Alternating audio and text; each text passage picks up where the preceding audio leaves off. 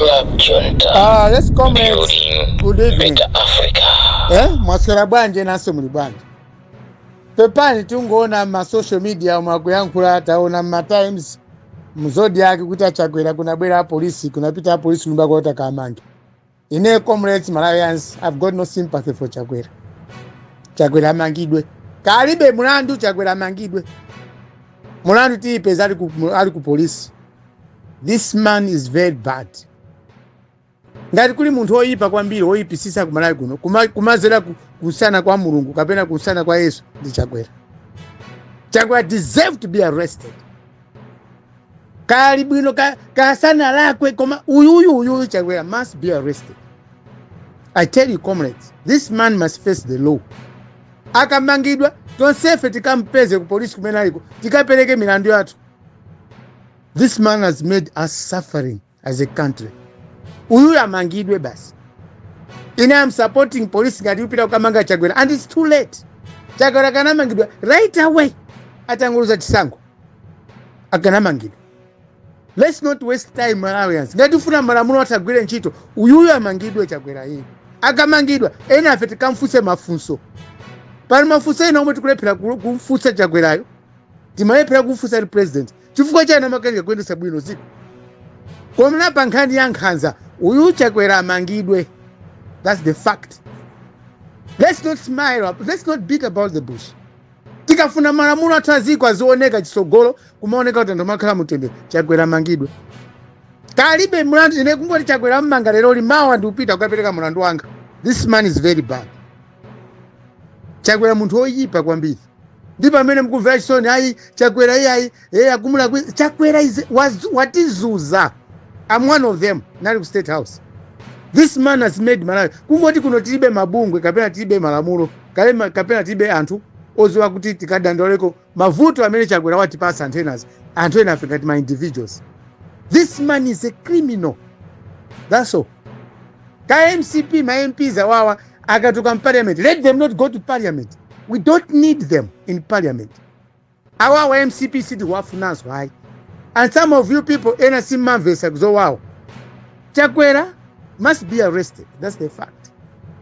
Sana mizane papa uyu amangidwe basi. Chakwera ndiye na onse anali mkabinet amangidwe. Tenti one ziko hapa simeneti ngati ufati ongole Malawi. Onse amene ali mkabinet ya Chakwera. Onse anali maudindo ka ku polisi, ku army, ku OPC, ku State House. Kama fumu onse amene anali promoted kamene amadi ali Chakwera amangidwe. Tenti ambile pamene popo. Ngati samangidwa ndio kuti Malawi panopa zoti zamangaso munthu tenti siye. Koma name ndachula papa amangidwe. Kazibusa ena amangidwe. Kama pasta amangidwe. Atiwonongera ziko lathu la Malawi. We can't have ndalama kuonongeka ngongole. Now inflation rate on ndalama za ngongole kumafika tulicha kuti trillion kwacha. Just imagine. A lot of money koma no chitukuko. 67 billion kwacha kupita ku State House kungota pa. Ndalama za mbili zomwe zabedwa. So Chakwera amangidwe. Akamene Chakwerayo tikamfuse kodi amagwira bwanji ntchito ndi cabinet yake. Anthu amene amapasa maudindo amafuna zigwira ntchito ya mtundu wake. Each and every minister maskando kauka. What sort of people are they? Ndiye na umafira chisoni iya Malawi tenti konze ziko latuli. Let's fix this country by arresting Chakwera and all the former cabinet ministers must be arrested. Ngasa mangidwa tipeza singanga wamphamvu paka ziteke basi. Tamba kuloza napo ku Malawi kunoko. Chakwera is a very bad man. So ngata kumfuna kuti amangidwa asa akangozipereka. Akazipereka we go and tell him what he did wrong to us as well as the country. Sitingaononge mamilioni ambiri anthu takoma misongo 5 years. People have been kudwa misongo kupanga takatu vutika for 5 years. What sort of peace is that Malawians are looking for? What sort of justice are you looking for Malawians? Kuti ayi akumuzuza Chakwera. Iyayi. Now MCP ekavutike. Uyu nasa mangidwe basi. Chakwera has got crimes. Ani milandu ambiri. Ndipo ndikamaona parliament anthu mena upanga deliberate kwamba za chitukuko choyamba tenti mange Chakwera. Because awawo alipo awa sapanga chitukuko ngati Chakwera samangidwa alipowa azibaso ndalama ngati mene akubera Chakwera amabera Chakwera ndi cabinet yake. Koma ngati pali zotheka kuti amene tikonda dziko lathuli amene tapasa mipando kapena amene asankhidwa ku polisi ku anti-corruption bureau kwina kulikonse zokhuza milandu Chakwera amangidwa ndi cabinet yonse. That's what we have to do. Kama fumu amene tikuona kuti samayesa amapanga zakatanga ndi amangidwe. Chakwera watizuza kwa basi 5 years. Ndipo watizuza. Ngati kumana kuno kwati ufiti kulibe kwa napa Chakwera ukatigwisa ntchito ufiti. Because the thing is, Malawians moyo ukuwawa atu. We have lost people because of Chakwera wao. Mankhwala kusowa msipatala. Misewu yabu inose kwezera bwino tukumafa pangozi. Mpaka ndege kumagwa mziko.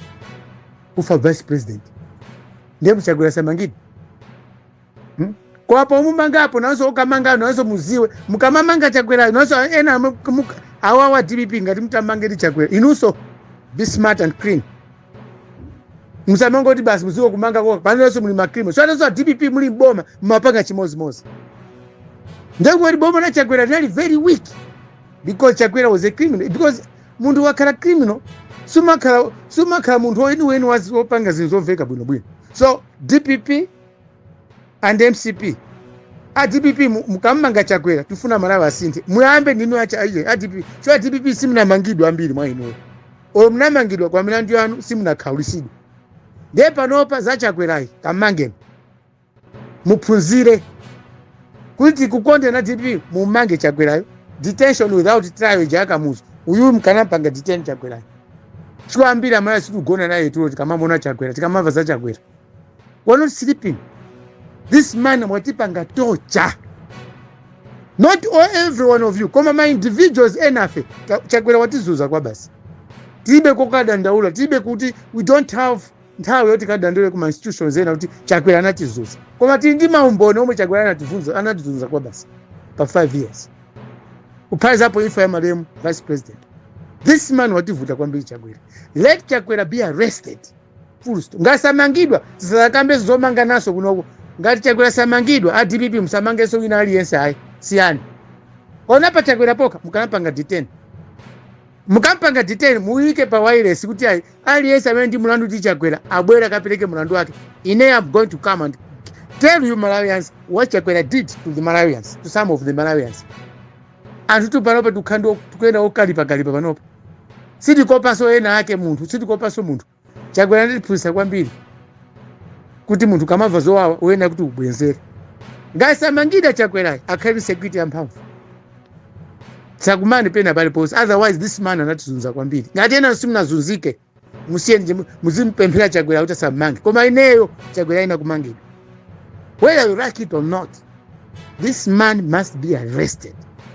Full stop. Comrades, good evening.